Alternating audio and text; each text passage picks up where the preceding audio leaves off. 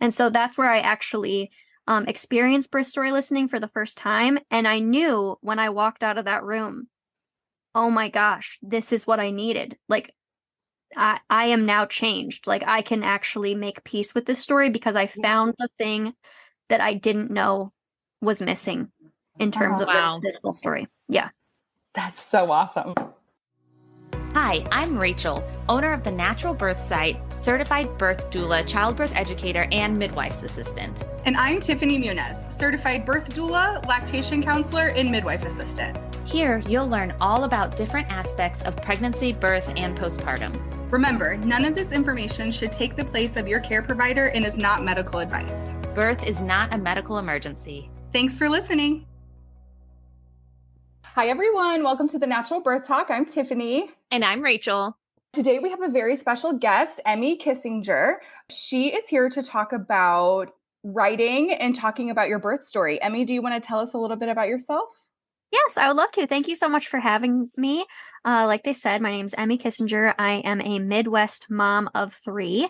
I have had, just for a little bit of context, my first birth was an emergency cesarean, and that really led me down this road of needing to heal a traumatic birth experience that I had had myself, but also led to great redemption of having a home birth and then a free birth after that. So I have 3 really beautiful children. We live here in Iowa, and I'm living the entrepreneurial mom life. And so it's a busy one and it's crazy, but it's so fun and I wouldn't trade it for anything. That's awesome.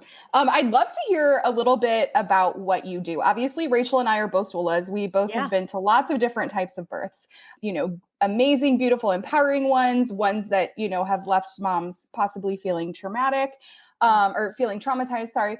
So tell us a little bit about what it is exactly you do, and what was it that first birth that kind of led you down this path? Yeah, my first birth was definitely the catalyst. I had been thinking I'm going to have a natural birth in the hospital. My heart was telling me kind of I wanted to do it at home, but I just wasn't there as a empowered woman yet to make that decision for myself. So ended up having, that classic cascade of interventions in the hospital setting that led to the emergency C-section and then the needing to heal after the fact in a very physical way, but also mental health wise as well.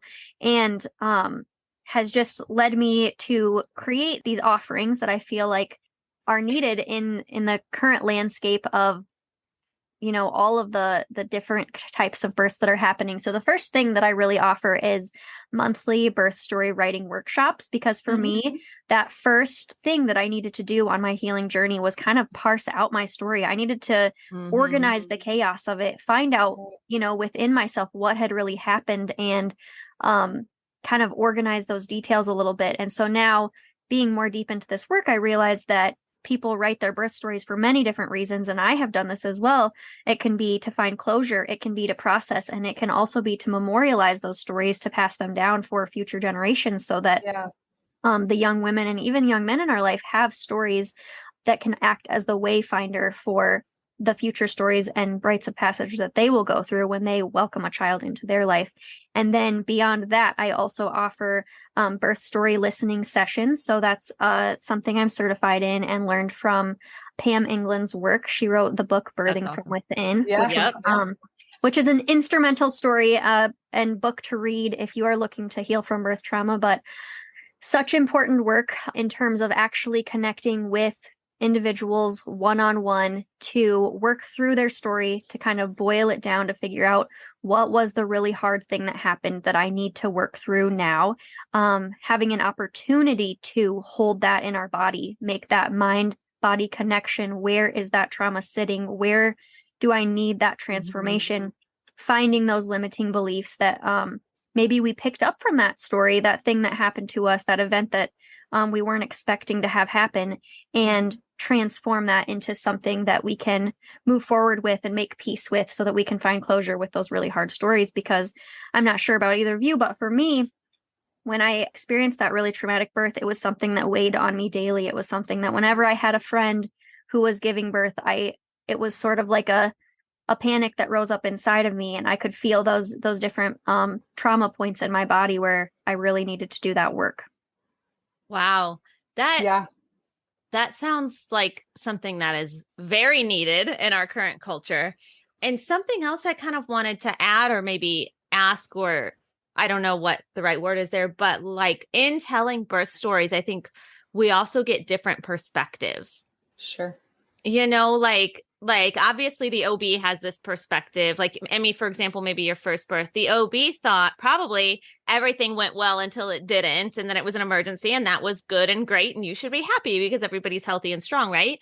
And then you have maybe your husband's or birth partners or whoever's in the room, maybe their perspective of things. And then you have your perspective of things as the mom. And then I think a lot of times moms don't get all the pieces because they're so focused in the labor and labor land and just kind of trying to get through each wave that a lot of times moms don't catch all of the little things that are going on. And that's one reason, writing your story can be so powerful because you'll realize maybe where those gaps are, or even find those moments of beauty and joy within your story that you didn't know were there. So true. Also. That's so true. Yeah. Wow. Yeah. And I think I can also add to that. So in the work that I've done with Pam England, there are different perspectives of how that story went within the circle of people who attended or were associated with the birth in any way. But then there's also different story gates that the woman or birthing person themselves also goes through. The story shifts and changes. So for me, right after I had my baby, definitely that hero complex of, oh my gosh, thank goodness I was here for these people were here to save me. Then I went home and my story changed, and I was having conversations with my sister about what really happened. Did it really need to go that way? I'm very confused. And then changing to a different, narrative, which is, I think things could have been different. I feel I'm beginning to kind of gain a grasp of my story. I'm looking for ways to heal this story. So it changes, over and over again, the more work that we do with that story. Right. Interesting. Yeah. Wow, that's so cool. So when you take on a client and you start working with them about their birth story, is that kind of like what happens? Like you meet with them initially, they have one story, and then by the end, it's kind of like transformed into something different. So it's actually quite incredible. But a birth story listening session, generally we only need one. And it's usually 60 to 90 minutes long of working through that story. But typically, a lot of times, and obviously this is no guarantee or anything like that, but we can dig into the exact piece that needs to be dug into and kind of find some resolution and release some of those feelings, because we are making that mind-body connection and feeling out exactly, what needs to be found, putting those pieces back together a little bit. So we typically only do the one session, and from the many, many people I've worked with and the people my mentors have worked with, a lot of times it can be resolved. Sometimes we'll come back and do a second session, but there's obviously extreme cases where maybe you're going to need more work, ongoing therapy with someone who, is specifically trained in postpartum work and that kind of thing. But yep. Wow. I feel like that's a really good gap between paying for like a postpartum therapist, which can be very, very pricey, but still giving you that ability to kind of process what happened. Yeah. And I have met people who have been in therapy with a therapist who was specifically trained in supporting people who are doing postpartum depression, have postpartum anxiety for months and months and months, and then did one birth story listening session and was able to kind of find that thing that they were looking for and find more resolution. So it's truly a really supportive process. And even if you're just able to make a pocket size shift, a lot of times that will be enough to help you at least feel maybe at more peace, maybe more content, be able to be more present with your children and those types of things. Very cool. Yeah. So talk to us a little bit about like how a session works. Oh yeah, that's a great question.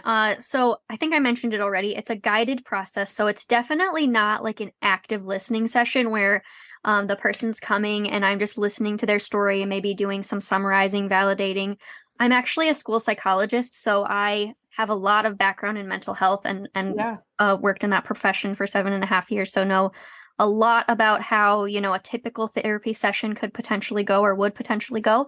And it's really not like that at all. So we sit down for that time together. We set an intention at the beginning, and then we move through a very specific process of figuring out, which piece we need to kind of dig into more, where it's sitting in the body, how different medicine type things we can offer to resolve that conflict that's happening. And by medicine, I don't mean like pharmaceuticals. I mean like different healing modalities, trauma-based work, somatic work, that type of thing, that might need to be a little bit more ongoing. But primarily the focus is to truly take that limiting belief that was maybe picked up during that experience and transform it into a new self-belief that the person can carry forward, and developing a symbol or some sort of anchor to help them actually take that information and carry it into their daily life. Mm-hmm. It's almost like I mean, at least for some women, I'm sure just kind of sharing their birth story is like giving them permission to feel upset about it.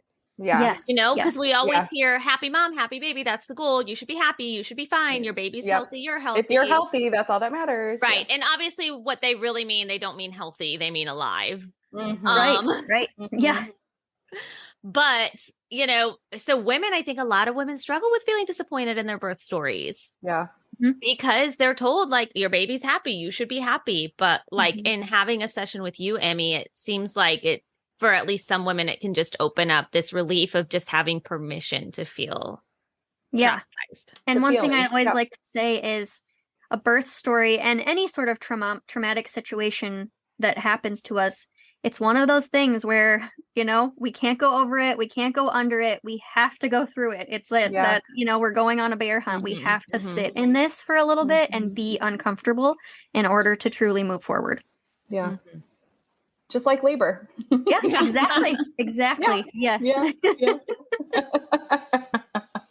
Yep. Great comparison. Yeah. Wow. What else you got, Rachel? I don't know. I just find the whole topic super interesting. I know. That's where I just, I'm over here thinking like, well, I have a couple questions. Okay. Number one, did you actually talk to Pam England? I know. I was like, that's my first question, just as a birth worker. Like, did you actually talk to her? Or I have I know she's got a lot of trainers. Given Pam England a hug. What? You have? One of the chosen ones. Yes. Oh my gosh. How that's cool. amazing. That's so awesome. I can dig into that a little bit. So Yeah. I had my son in 2014 and kind of started my healing journey at that time. And through that journey, I joined International Cesarean Awareness Network. Your son. So this is the first one, the C-section? Yes. Okay, yep. So that was 9 years ago. Yep. Okay. And I think he was around 18 months old when I had the opportunity to go to an International Cesarean Awareness conference. Mm-hmm. And I went into Alabama. I packed up my son. The two of us went on a plane and we journeyed over there. And Pam was actually there as a speaker, and she did a birth story listening session, a group session for the whole audience that was there of women who were needing to work through their birth stories. And so that's where I actually experienced birth story listening for the first time. And I knew when I walked out of that room, oh my gosh, this is what I needed. Like, I am now changed. Like, I can actually make peace with this story because I found the thing that I didn't know was missing in terms of this whole story. Yeah. That's so awesome. Yeah. I'm like, I just think that is always so awesome. I think it's so funny how like in this birth world we're in, like people to us that like maybe our listeners have heard of just because of the topic, but most people have never heard of. And Tiffany and I are over here. And I guess you too, Emmy, we're over here like, oh my gosh, that's so exciting. This person's like so famous to us. And other people are like, who? I have a sweatshirt that has her name on it. It has like several people's names on it, you know, like Ina May, Penny Simpson. Oh yeah. And everybody is always like, who are these people? And I'm like, you don't understand. Like, right. Sweatshirt. Oh my gosh. Understand the significance of these women right here. Yeah. Oh yes. So true. Oh my goodness. Yeah. So then going to that, you know, ICANN meeting and meeting Pam and, you know, going through that, is that what kind of led you to like home birth and then free birth after that? Yeah. So definitely the whole empowerment journey. That was the first thing I actually did before I even went to that conference was I had read the book Birthing from Within. So was a huge Pam England fan at that point because starting to do some of the exercises she has in terms of using art as a way to work through your birth trauma was something that I had started with. I had made some really intricate paintings of kind of how things had gone, how I wished they had gone, how I thought they could be better the next time. So I was able to start processing in that way. Yeah. And so the art therapy is so helpful. I use it. It's in my online natural birth education class, like in the mind body connection. I push birth art like in several situations. And I'm always talking to my clients about it because it just has this way of like kind of opening up your mind to like get out of just what you're thinking and to get kind of into what your body's actually feeling or your subconscious is feeling. I just think birth art is a really powerful tool. Yes, I 100% agree for sure. Yes. Now I'm just thinking about birth art, so it's got me like all distracted. We've been on so many good topics already. Also, my computer is getting ready to die, and I had to send my 10-year-old to go get my charger, so that's distracting me. I may or may not edit that part out of the episode. Maybe it'll give the listeners a good laugh. Oh, I know what I wanted to say. Let's define free birth, because I think maybe some of our listeners don't know what that means. Yeah. That is kind of a hot topic. I don't know if you guys know right now. It's a pretty hot. Oh, I know. Yeah. Oh, yeah. So for me personally, free birth meant that I did not have any professionals who were trained that I was paying at my birth. Okay, so I did have my sister there who she was a midwife's assistant for a few years, and so she is trained in some of the like neonatal resuscitation, those types of things, which made me feel really comfortable and really great. But ultimately, it was very possible that she wouldn't have made it there. And so it would have just been me and my husband, and we were 100% comfortable with that. We had done it previously with a midwife, and things had gone really smoothly, really great. I listened to a lot of stories about free birth and felt confident in that option, and also knew within myself that my plan was to just always be paying attention to baby's movements throughout that entire labor. And that's exactly what I did. And when I got to the point where I hadn't felt baby move for about, a few minutes, and it made me a little bit nervous. So I asked my husband to please get out the Doppler. And then I squatted down and had her. Awesome. So and I guess some people define free birth as, like absence of medical attendance, but maybe a doula or someone would be present, or sometimes it's just them by themselves. Sometimes they get prenatal care. Sometimes they don't. But it's just, I think at the core, it's that there's not a medical professional at your birth that you are paying for the purpose of basically being a midwife. Yeah, I think that that's the definition for me personally, at least, because paying someone creates a power differential. I mean, that's sometimes good and sometimes not good.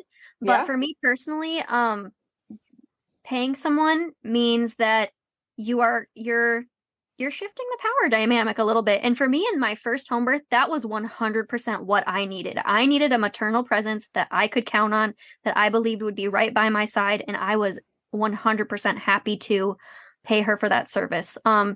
With my free birth, the midwife that I worked with actually was not going to be available due to some very unfortunate family events. And so being in a very rural area in Iowa, my options were pretty much, I'm a VBAC mom. Yeah. Barely any. So having someone, to be there with us was not really an option. So I had to really dig within myself and figure out what was the right answer for our family. So and anybody you did so safely. You made sure you were educated. You made sure someone else educated was going to, at least possibly be there. And I think that can be the key, which I know is not the topic of today, but I just think it's, we were talking about free birth, so we might as well. It's so interesting. Might as well. Yeah. I love it. Yeah. But, and then now, your free birth is one of your, and your home birth, but both of them better than your hospital experience, which unfortunately I hear all the time. And so, a home birth or a free birth can be traumatic as well. And so for the listeners, just because you had a home birth or a free birth doesn't mean you can't take advantage of Emmy's services, or doesn't mean that you don't have some trauma that needs to be processed. But the majority of the time, and maybe that's just because the majority of births take place in the hospital, but the majority of the time it's the hospital births that have the cascade of interventions that bring in a lot of the trauma and things like that, unfortunately. Yeah. And I'll also say that this process, the birth story listening process, can be applied to a lot of other types of these early motherhood stories. It could be related to fertility challenges. That could be extremely challenging. Can be related to the miscarriage process, can be related to the stillbirth event when that happens. So there's lots of different breastfeeding challenges, anything like that truly around like the early motherhood years can be something that we dig into because trauma is really the same no matter what phase it took place in during those events. For sure. Yeah. Do either of you guys have anything else you want to add? Now, I find this all so interesting. I feel like I have so many clients who could benefit from this from like previous births. Yeah. I know. I'm over here thinking, Tiffany, this may be a way we can make money a little bit easier by training in birth story processing for our area. Even though, Emmy, I'm assuming you can do it all virtual, right? That's why we're here talking, right? Primarily the sessions are virtual. Yep. The only other thing I guess I would add is the book Healing Trauma by Peter Levine.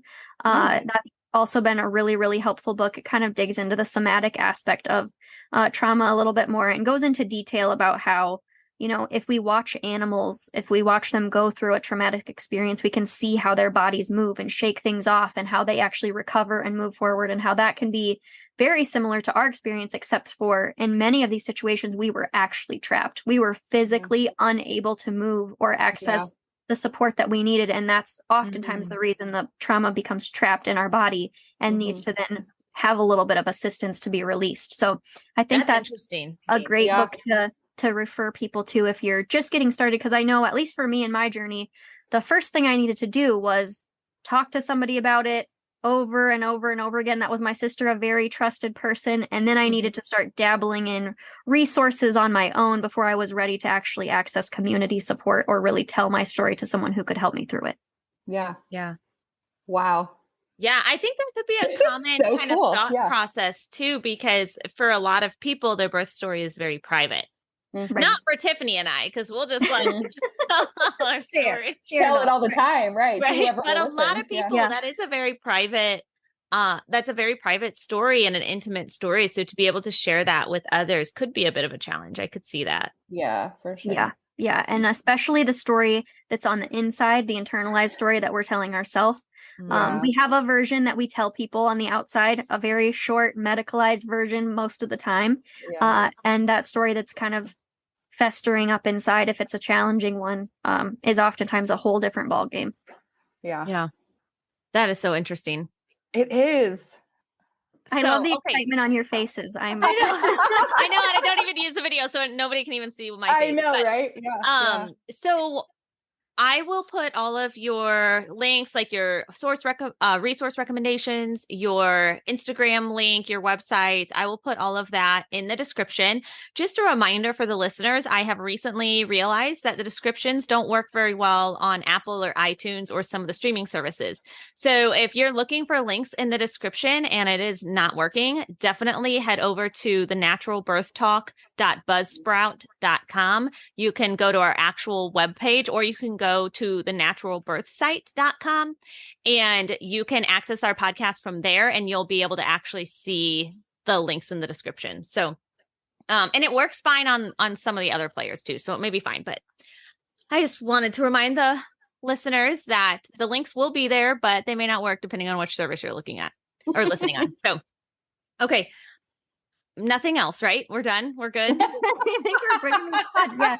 Just thank you both for so much for doing the work that you do and having this podcast and sharing the good word, because the more voices that can amplify this message, the better.